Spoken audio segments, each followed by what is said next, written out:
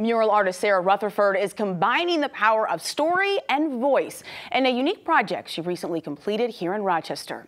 It's called Her Voice Carries, and it features 5 murals highlighting the empowering stories of 5 Rochester women from different walks of life. Though their journeys may be different, they share an interesting common thread. Joining me at the desk to share more about the project is mural artist and creator of Her Voice Carries, Sarah Rutherford, and 2 women featured in the mural project, Trelawney McCoy, project counselor at the University of Rochester, and Kaylin Rich, a local author and activist. Welcome to all of you. Thank you for being here. Thanks. So Sarah, 5 murals, 5 stories, 5 women, 1 mammoth project. I want to know, I know you began developing Her Voice Carries a few years ago. Of the many projects that you've created, what makes this one differ from the others? And what made you say, I have to do this? Sure. You know, I think I got to a place within my work that I realized I wanted to tell a story and have it be greater than just these, one individual murals that I was doing in different communities. I really wanted to think about this idea of connection and, building a network of murals that people could go and travel the city, think about our city as a whole, think about this kind of universal message between all of the murals. Well, you said the intention is to create a network of murals that weave a collective story laced with individual truths. And Trelawney and Kaylin are 2 of the 5 women featured in this project. I want to know, what was it about their stories in particular that first spoke to you and really aligned with your mission and your purpose for this? Sure. I mean, I think in the end, one of the main components was women that are lifting up the voices of others. That was kind of the main part of what I was looking for, and just looking for different ways in which women were doing that within the community. Every woman I spoke to when I was going around to figure out who would be featured, I was incredibly inspired by, and it really just ended up coming down to, a different story, working with different people, living in a different area of the city. Each woman is from a different section of the city plus Center City, so that was a really important component. So, I mean, both of the work that they're doing, I'm just in awe of, and they inspire me on a daily basis. Well, Trelawney and Kaylin, allowing someone into your life, your space, your home, your journey, it's not easy for everybody to do that. And then you hear, I want to paint your face, and it's going to be on the side of the wall. Oh, and by the way, we're going to do a documentary film about this, in the process. And that kind of can create anxiety for some people. They want to throw their walls up. But both of you said, yes, I will allow you. And I know that was something that was really important to you, Sarah, that they let you in. So talk a little bit, Trelawney and Kaylin, what was it that made you say, I can identify with her vision and I want to support it? Well, I wanted Rochester to see the need that there was for foster homes and children to be adopted. So what better way to put it on a wall so that people can see it, that there really are children still out there waiting for good homes. And I want to make sure people know this. In addition to be a project counselor at the U of R, you help young mothers navigate life and help them to raise their children and find independence. But meanwhile, at home, you're the adoptive, foster, and biological mom to 9 children. Yes. 9 kids, and you believe every child deserves love. Talk about what it is that inspires you to ensure that happens. Sowing into them, just pouring in as much love as I can into each and every one, because they all have their each individual personalities, but just pouring into them, always pouring into them to let them know that they are so loved and they are so important to this world. Their destiny is just great, so just pouring in to make sure. And your mural features your youngest, and Sarah, talk a little bit about that, because it was. I think it's symbolic in the way in which Trelawney's youngest is featured. Talk about that. Yeah, so at that point, Sunday was not yet adopted, so that's why her head is kind of turned away, just to make sure we were, legally all set. But also, Sunday represented all of the children in her life that she's really helped, and that was, again, why it was not really about her individually, but about what she represented.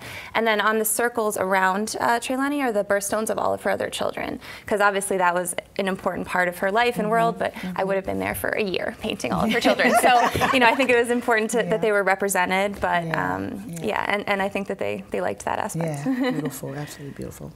Well, Kaylin, I've had the honor of having you on this show before, and we discussed in particular sexual harassment and gender discrimination. You are a queer feminist, a sexuality educator, an activist, a writer, and there are a host of other things that I can't even get through. And I want to congratulate you. You just recently released your book, Girls Resist. Publishers Weekly says it walks teens through the nitty-gritty of running a campaign, protesting a policy, or helping to get out the vote. Yeah. So talk first about what made you connect to this, and then I want to talk a little bit more about your work. So to be honest, and Sarah can confirm this, when she came to me, I was a little bit taken aback. I don't know if you felt that way too, Trelawney. I was like, why would you want to include me? There's so many other people who are deserving of this. And what it really was for me was actually hearing about the other women. Was really, I was really moved by their stories too. And I was like, how can I say no? This is a huge honor. It was really a humbling experience for me. And I had a little bit of imposter syndrome for sure, which is something I totally recognize, and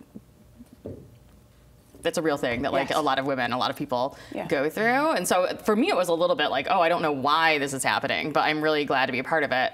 Particularly because I do want to, with the book even, my goal is really just to get information out to people, to empower girls especially, but people with marginalized identities to be a part of their own change. And if there was a way that I could do that through this project, I was really excited to join. And I think this thread that you said, Sarah, all the women have, they've all empowered others. And as I look at all of your stories, I see that you have fought and advocated for others, for equality, for justice, access, and so much more. And I want to know, Kaylin, what fuels you to do what you do? Because especially when we look at your book, the focus on young people. Why is that so important for you? The focus on young people is so important to me because it sounds really cliche, but they really are going to lead us into the future. We see that right now. We've seen it in the last few years, even before the last administration change, right? We saw it with Black Lives Matter. We see it with Occupy Wall Street. We see it with the Parkland students today. And all of the youth in our city right now here in Rochester that are also out there making art and making change and doing things in their schools and in their communities. I really believe that one thing that doesn't happen for girls as much as it should is we don't give them the tools to stand up for themselves, or the tools to even do something bigger, like create a campaign, whether that's in their school or for the world. And so the goal of the book and my passion for making it specifically for young people, and in this case really specifically for girls, in the broadest definition of the term girls, right, is that they are institutionally not going to get the same access to resources and power that maybe cisgender boys sort of expect in school and in life. And I just want them to have those tools, and then they're going to tell us what's coming next. Because I'm officially too old to say that I'm a girl of the upcoming generation, and I'm not going to know. I'm sure I'm going to get to a point very soon where I'm like, I don't understand what you're doing at all, but I'm for it. Take us there. Well, in addition to the 5 women, Sarah, that you've incorporated in this project, you also recruited 2 young women, and you wanted them to get involved because you saw this also as an opportunity for the next generation, just as you said, Kaylin. So before we go into this, I just want to show, we have a short clip of the documentary film of Her Voice Carries that has been done by Blue Sky Project. So we'll take a look at this clip.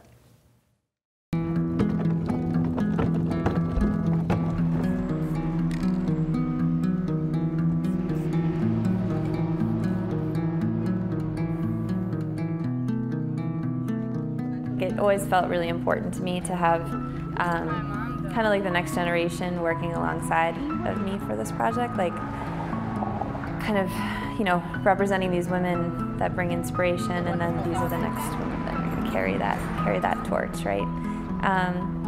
Charisse and Maribel, I worked with them on youth mural projects, so I had to kind of explain to them, I'm going to author this project, you are the assistant, so this is different than the youth mural projects that we've worked before in the past. But my hope is that they're going to gain experience, and like I said, it was very important that they got paid above minimum wage for this work, and I don't know, that they feel valued and important. All right, go team, go. Yeah. I'm so glad you 2 have finally met. It's been how long have I been talking? I'm you gotta meet this girl.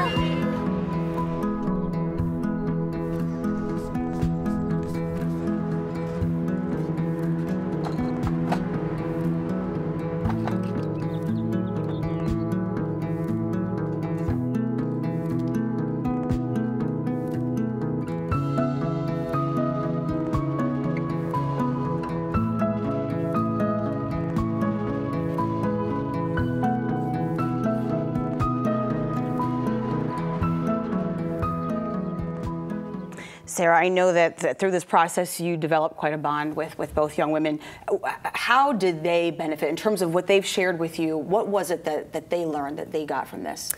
I think that I got to see a little bit of a preview of the film, and one of the things that Sheree said was that I really that through this she learned how important self-love was, and I just started crying. I was like, oh my God, yes, that's what it's all about, you know. And even just, it was really important to me that they felt comfortable taking up space, and that they could like own these walls and take up space, and it was theirs to really do that. So I've seen such a shift from, I mean, it was a year-long process, and 5 giant walls plus the one at the Memorial Art Gallery, you know.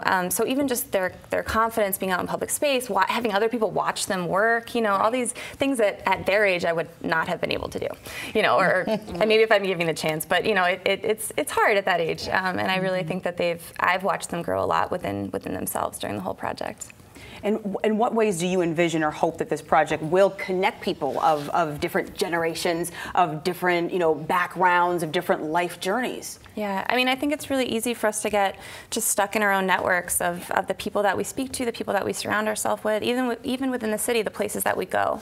And was really hoping with this project that will shift that and even just get you to consider that. I think you don't even realize sometimes that you're stuck in your own circles. So my hope is that people will kind of travel these murals, think about the city as a whole, not just these disparate parts, think about all these different stories, and you know, just maybe within their own lives, think about ways that they can break out of their own circles. I think it's interesting that you strategically chose the different parts of the city, and you said the city, not the suburbs, a major focus on the city. Why was that? I mean, I've always felt really passionate about the city of Rochester and what it has to offer, and I think it just made it more specific. Again, I want people to travel the city, you know, and really and think about our city of Rochester, the heart of the city, you know, and that is the city itself.